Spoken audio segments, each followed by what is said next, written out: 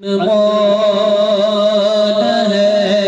जहान में शहादत हुसैन की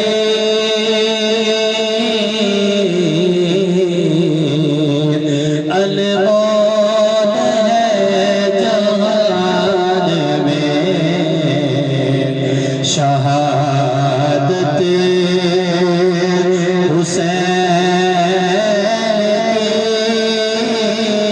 हुसैन मकरूज़ हो गई है ये उम्मत हुसैन की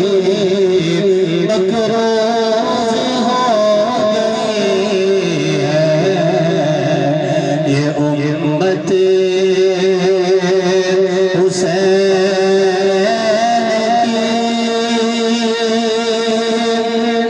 और दिन रात जगमगाती है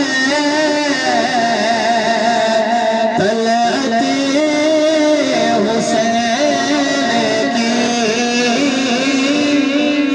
दिन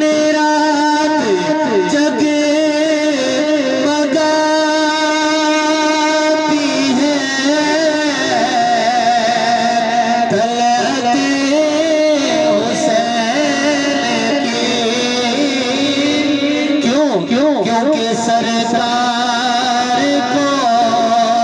पसंद है सूरत हुसैन की सरकार को पसंद है सूरत हुसैन की और कुरान पढ़ते पढ़ते